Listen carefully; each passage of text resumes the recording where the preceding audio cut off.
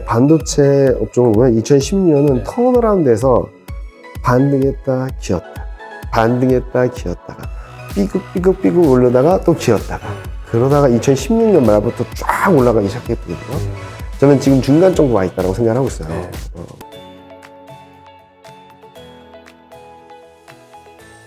요새 또 투자에서 핫한 게 반도체거든요. 네. 이제 반도체 하면은 이제 뭐 하이닉스라던가 삼성전자를 생각했는데 갑자기 그게 아니라 밑에서 소부장이 난리가 났어요. 난리 났죠. 이거 어떻게 된 일인지 이게 또. 일단은 반도체 한다면은 뭐 탑티어들이 끌어가긴 할 거예요. 산업 사이클이나 이런 것들을.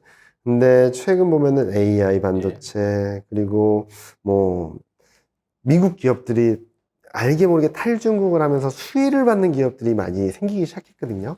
그런 것들에 따른 소부장들이 좀 움직인다라고 볼 수 있겠죠. 그리고 그동안의 경쟁력을 쌓아왔던 부분들, 이게 수주로 이어지는 부분들, 저는 충분히 좋은 그림들을 만들어줄 수 있다고 생각하는데, 지금 소부장 중에 몇몇 종목들은 좀 과하다 싶을 정도로 올라온 것들이 좀 있죠. 100%도 많더라고요.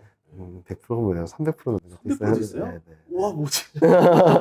근데 그런 종목들이 있는데 네. 걔네들을 따라가기 좀 부담스럽고, 그렇죠. 네. 2차 전지를 생각을 해보신다면 오히려 지금 사이클에서는 반도체 대형주 두 개를 어느 정도 비중을 실어 놓으시고 소부장 중에서도 비슷한 성격인데 아직 못 올라간 애들을 트레이딩 관점에서 접근을 하시는 게 맞겠다. 그리고 소부장을 하시려면 좀 디테일하게 잘 아셔야 돼요. 전공정이냐 후공정이냐 근데 후공정 쪽들은 계속적으로 괜찮을 수 있다는 얘기들을 많이 하고 있고, 그리고 AI 반도체나 이런 데 들어갈 수 있는 뭐 여러 가지 제품들에 대한 수요는 계속적으로 들어올 테니까 그쪽에 대한 종목들 한번 리스트업 해보시고 2분기 실적 시즌이 중요한 것 같아요. 2분기 실적 시즌에 실적이 진짜로 들어오는지. 근데 많이 오른 종목들은 실적이 조금만 미스해도 박살이 날 수 있거든요. 근데 만약에 숫자가 들어왔는데 아직까지 들어오는 종목들은 그때부터 또 반등을 할 수 있어서 2분기 실적을 전후로 해서 아마 그런 관련된 종목들 리스트업 하시고 그 안에서 덜 오른 것들, 많이 오른 것들 반응을 한번 보시면은 진짜 될 만한 애들이 뭔가가 나오겠죠. 자, 저는 그래서 저는 뭐 전략을 하다 보니까 작은 종목들을 추천드리지 않고 있고 시장을 끌어갈 만한 주도주들을 찾고 있는데 그 안에서 저는 소부장에 대한 관심도 굉장히 높습니다. 소부장에 대한 관심도 굉장히 높고 이 사이클이 쉽게 끝나지 않는다라고 생각하고 있고 24년에는 아까 앞서 말씀드렸던 것처럼 지금은 턴어라운드라고 얘기하지만 24년 말에는 또 슈퍼 사이클이라고 말할 수도 있어요. 야구로 치면 이게 단타 싸움이 아니라 이거 빅볼, 그러니까 장타, 홈런을 기다린다. 그래서 잘 종목을 고르신다면 지금은 세배가 올라가는 종목들도 몇 개 있긴 하지만 그보다 더 오를 수 있는 종목들이 있기 때문에 한번 종목 서칭을 한번 해보셔도 되게 좋을 것 같다는 말씀 드리고 싶어요. 삼성전자는 아니라는 얘기. 저는 한번 2017년 한번 보세요. 2017년 한번 보시면은 왜 이렇게 안 오르더라고요. 저는 2016년에도 비슷했어요. 반도체 업종을 보면 2016년은 턴어라운드에서 반등했다 기었다가 반등했다 기었다가 삐걱삐걱 올르다가 또 기었다가 그러다가 2016년 말부터 쫙 올라가기 시작했거든요. 저는 지금 중간 정도 와 있다고 생각하고 있어요. 근데 그래서 좀 더 올라간다 하더라도 3분기, 4분기는 좀 쉴 거라고 생각을 하는데, 그러니까 9월, 10월, 11월 때는 쉴 거라고 생각하는데, 이때 잘 잡으시면 내년 한 해만으로도 왜 이렇게 못 올라? 그러면, 아유, 난 이렇게 안 오른 거 안 해. 라고 했던 분들이 후회하실 일이 분명히 있을 것 같아요, 저는. 왜냐면 또 우리 또 500만 삼성전자 주주들이 또 많이 애타게 기다리고 있거든요. 그래서 저는 지금 좀 고점이 많이 힘드신 분들은 그냥 기다리시면 내년쯤에 수익이 날 거다라는 말씀 많이 드리고 있으니까 그 와중에 좀 소부장을 한번 공부하신다면 반도체에서 역전의 기회를 만들 수도 있겠다. 너무 무리하지 말자라고 생각하고 있죠. 소부장 쪽에서 하면은 좀 EUV 이쪽도 좀 관심 갖고. 저희는 뭐 계속적으로 긍정적으로 보고 있습니다. 그리고 또 궁금한 게 이제 2분기 실적이 그건데 이제 엔비디아, 그러니까 어쨌든 AI 발로 얘네가 이제 화두를 던졌으니까 여기가 어닝이 날 거냐. 그럼 이제 SK 하이닉스라던가 삼성전자도 이제 어닝을 낼 거냐. 이게 이제 관심의 화두인데 어떻게 좀 어닝 서프라이즈 보세요? 어닝 비트 정도 생각하세요?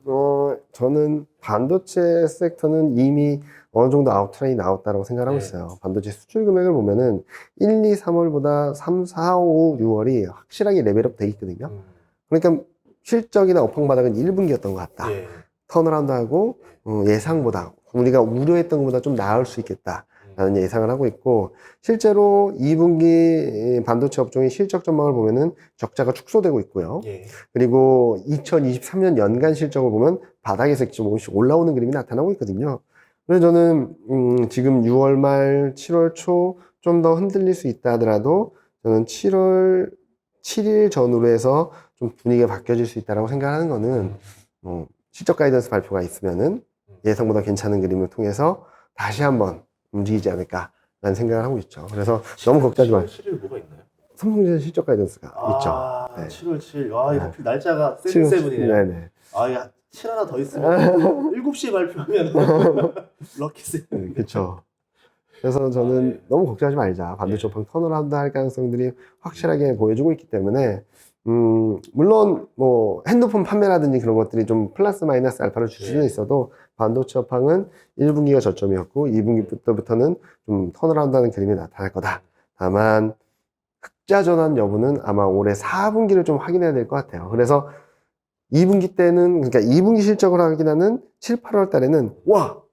바닥 찍었어! 좋아질 것 같아! 라는 기대를 하다가 이제 3분기, 4분기를 지나면서 실적을 지나면서는 흑자 전환은 언제지? 아직도 적자인가? 라는 걱정을 할 수 있어서 그런 것들만 좀 시간이 지나게 된다면 24년에는 흑자 전환하고 실적 전망 레벨, 실적 자체 레벨업 되면서 저는 쭉 뻗어가는 그림을 기대를 하고 있습니다. 아, 알겠습니다. 자, 이제 반도체 그런 말고 좀 우리가 아직 사람들이 잘 좀 관심 못 가진 영역들이 있을까요? 섹터 중에서? 이런 말 하면 예. 그러실 텐데, 저희가 예. 최선호 업종으로는 반도체, 2차전지, 자동차, 조선을 말씀을 드리고 있어요. 예. 4개가 있는데, 저는 여기에 플러스 알파를 해서 본다면은 실적 측면에서도 그렇고, 지금 주가적인 측면에서도 그렇고, 외국인 매매 패턴을 본다 하더라도 저는 인터넷을 한번 보시면 좋겠다. 아, 네이버 카카오. 네. 아, 진짜 주가가 정말 싸긴 싸요. 그죠. 싸긴 싸고, 예. 한 번 만들겠던 걸 다 되돌려놨거든요. 그리고 왜 이렇게 안 오르는지 모르겠어요. 그러니까 구글이라던가 네. 아마존 이런 게 보면은 잘 오르는데 왜 한국은 안 올라? 이러거든요. 일단은 여러 가지 악재들이 많았어요. 첫 번째로는 비용을 다 못 털어냈다. 두 번째로는, 검색 비율이 떨어지고 있다. 그러면 실적이 안 좋을 거다라고 하는데, 저는 2분기 실적을 통해서 어느 정도 아웃라인이 잡힐 거라고 생각하고 있어요. 시장이 굉장히 큰 우려를 하고 있는데, 검색으로 돈을 버는 건 아니거든요. 그렇죠. 예. 한국 인터넷 기업들은 이제 쇼핑으로 돈을 버는데, 그게 얼만큼 메이크업 되는지, 두 번째로는 해외 매출 비중이 얼만큼 올라오는지, 아, 이제 해외 수출 기업으로 전환을 하는 거네요. 해외 매출 비중이 높아진다라고 예. 본다면. 근데 그게 단순하게, 그냥, 웹툰, 이런 것들을 넘어서서, 최근 M&A도 하고 막 그랬었잖아요. 예. 그런 것들이 얼만큼 실적 레벨업 되는지가 좀 보여진다면, 생각이 좀 바뀔 수 있다고 생각하고 있어요, 저는. 한국에서 머물러가지고 실적 레벨업이 더 어려운 기업에서, 해외로 진출하면서 뻗어나갈 수 있겠네? 라는 기대를 할 수 있어서, 그런 것들을 좀 염두에 두고 있고, 일단은 가격이 싸기 때문에, 작은 긍정 변화에도 반등하는 좀 힘은 있겠다. 그래서 7, 8월 달까지 인터넷도 한번 가격 갭을 좁히는 차원에서 올해 거의 꼴찌거든요. 올해 수익률이. 그러니까 보통 이제 지수 오르면 맞아요. 주도주 멤버에는 항상 있었던 게 그래도 인터넷인데 소외돼 있잖아요. 네, 완전히 소외돼 있죠. 근데 24년, 25년 영업이익 비율, 그러니까 영업이익 기여도를 보면 24년, 25년 조금씩 늘어나는 업종이 대표적으로 인터넷이거든요. 그런 것들을 좀 눈여겨보시면 좋지 않을까라는 생각을 하고 있습니다. 예, 알겠습니다. 그리고 요새 지금 곡물 가격 하락들이 네. 벌어지고 있는데 좀 약간 다른 것 같아요. 움직임들이. 밀가루는 많이 내려온 것 같고 네. 설탕은 오히려 막 많이 많이 올라가고 올라가고. 기도 가고 그러면서 이게 또 식품주랑 투자로 어떻게 이어질 수 있는 건가 궁금하거든요. 어렵죠. 왜냐면은 되게 어려운 건데, 자, 지금 정부 차원에서 인하라는 압박이 있잖아요. 그러니까요. 근데 곡물 가격이 많이 떨어졌다 그래서 선도 계약이나 선모 계약을 하기 때문에 이 가격대로 들여오는 건 아닐 수 있어요. 그럼 시차가 기업체에서 존재해요. 억울할 수도 있겠네요. 네. 그래서 가격을 인하하면은 스프레드가 좀 약해질 수 있겠죠. 그리고 또 하나는 최근 말씀하셨듯이 설탕 가격이 폭등을 했으면 예. 설탕 관련된 기업들이 좋을 거라고 생각하시잖아요. 아닐 것 같아. 가격 못 올리잖아요. 맞아요, 맞아요. 지금 분위기에서. 정확한 편이에요. 못 올린다라기보다는 설탕 가격이 100% 올랐어요. 100% 물가, 제품 가격이 전이라면은 베리베리 땡큐죠. 못 하잖아요. 그러니까요. 원자재 가격은 뭐 100%까지는 아니더라도 시차를 두고 반영한다도 30%, 40% 오르고 있는데 제품 가격 못 올려요. 근데 설탕 안 들어가는 식품도 없잖아요. 근데 자, 그 비중이 얼마나 될까요? 네. 설탕 비중이 뭐 50%라면 큰일 나는 거죠. 아, 근데 설탕 비중이 전체 원재료의 10%, 5%라고 한다면 그렇게 영향 미치지 않을 것 같다. 예. 라는 말씀을 드리는 부분이고, 오히려 곡물 가격이 떨어지는데 그보다 앞서서 제품 가격을 인하라는 압력을 받는 것들, 설탕 가격이 올랐는데 너무 빠르게 급등을 해서 가격 전가가 당장 쉽지 않은 것들, 이런 것들이 음식료품 기업들은 조금 어려움이 있다라고 말씀드리고 있고, 근데 다만 여기서도 또 해외 수출이에요. 예. 몇몇 기업들은 제품들의 수출이 굉장히 세게 들어가고 있거든요. 그렇게 되면 또 다른 스토리를 만들어줄 수 있다고 보는 거죠. 예. 그러니까 지금은 국내 기업, 그러니까 한국 내수 기업이라고 생각했던 것들이 해외 매출 비중이 올라가게 되면 다른 그림을 그리면서 올라갈 수 있거든요. 그래서 아마 음식료 주가를 보시면은 정말 차별화된 기업들이 몇 개 있을 거예요. 그러니까요. 오르는 애는 쫙 올라가죠. 오르고 아닌 애는 아니어가지고. 오른 애들은 해외 매출이 확실하게 들어온다는 것들이 좀 컨빅션이 있어서 막 날아가는 거거든요. 예. 그런 것들을 좀 차별화해서 보자. 지금 앞서 말씀드렸던 것도 글로벌 경기도 자기 마음대로 국가별로 다 다르고 주가도 같은 업종 내에서도 해외 매출 비중에 따라서 엇갈리고 비용에 따라서 엇갈리고 하고 있어서 지금은 뭐 어떤 업종이 좋다 나쁘다라는 것보다도 뭐 대표 업종들은 있겠지만 그 안에서 종목 선택이 좀 더 중요한 시점이 아닌가. 특히 주도주가 아닌 쪽에 있어서는 종목별 차별화도 굉장히 심하게 나타날 수 있다라는 말씀 많이 드리고 있습니다. 예, 알겠습니다.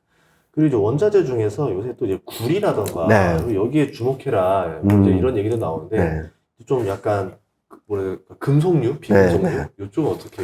일단은 저는 올라가긴 올라갈 것 같은데 올해 하반기까지 레벨이 크게 뛰어가는 그림은 아닐 것 같아요.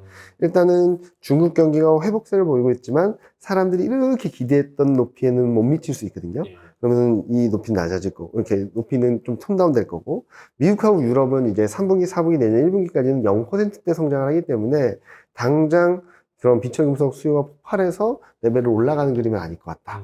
경기 부양, 중국 경기 부양에 대한 기대감에 반등을 하고 미국 경제표가 좀 잘 나왔다고 해서 반등을 할 수는 있어도 방향성 자체가 위쪽으로 쭉 뻗어가기는 좀 어렵지 않을까라는 말씀을 드리고 있고요. 아까 말씀드렸던 것처럼 원유 수요랑도 좀 비슷한 것 같습니다. 예. 글로벌 전반적으로 철이나 화학 제품에 대한 수요가 조금은 떨어질 수 있고요. 그리고 특수섬유라든지 예. 이런 그냥 전기차라든지 새로운 제품에 들어가는 쪽 특수한 쪽들은 바라미드 뭐 이런. 네. 예. 그런 것들은 올라갈 수 있겠지만 뭐 전통적인 원자재 비철금속이 굉장히 다이나믹하게 올라가기에는 좀 어렵지 않을까라는 생각을 하고 있습니다. 그러니까 여기서도 원자재 시장에서도 올드 이코노미와 뉴 이코노미가 좀 차별화될 수 있다고 말씀드리고 있어서 지금은 단순하게 중국 경기가 좋아질 거야 라고 해서 철강, 뭐 비철 이게 막 올라가고 그런 그림까지는 아닐 것 같아요. 예, 알겠습니다. 예, 그러면 이제 오늘 이제 3부에 걸쳐서 얘기해 네, 주셨는데 이제 이 시점에서 좀 투자자들이 주의할 만한 것도 좀 있을까요? 제가 올해까지 그러니까 올해 연말까지 말씀을 드리면 너무 욕심내지 말자. 네, 너무 욕심내지 말자. 올해는 잘 모아간다는 생각을 하시면 좋겠고, 반등이 세게 나와서 수익이 난다면 일정 부분 수익 실현을 하셔서 다시 또 모아가는 스텝을 가져가시는 게 좋다라고 말씀드리고 있고요. 내년은 되게 좋을 것 같습니다. 그때를 대비해서 올해는 욕심을 조금 덜어내고, 좀 엇박 안 탔으면 좋겠고. 그런 거거든요. 최근에도 그런 것 같아요. 네. 코스피가 2650 넘으니까, 2700 갈 것 같아. 그러니까 어김없이 떨어지고 있어요. 아마 코스피가 2550 깨고 2500 초반 가면, 야, 2400 간다라고 하면 또 네. 올라갈 거예요. 횡보장이네요. 네, 계속 이렇게 왔다 갔다 할 것 같다는 네. 생각을 하는 거죠. 그래서 지금은, 더 떨어질 것 같을 때 사고, 더 올라갈 것 같을 때 일부 차익 실현을 하고, 이런, 보통 투자자들 분들의 심리와는 좀 반대되는 매매를 하신다면 조금 더 안정적이지 않을까라는 생각을 하고 있고, 이런 트레이딩, 매매에 좀 익숙하지 않으신 분들이라면 그냥 올해는 좀 밀리는 대로 사자라는 생각을 하시면은 좀 편하게 보실 수 있고, 내년에 올해 욕심을 내려놓은 만큼 내년엔 더 큰 수익을 가져다 주지 않을까, 이런 예상을 하고 있습니다. 네, 오늘 또 귀한 시간 내주셔서 감사합니다. 네, 고맙습니다. 네, 감사합니다.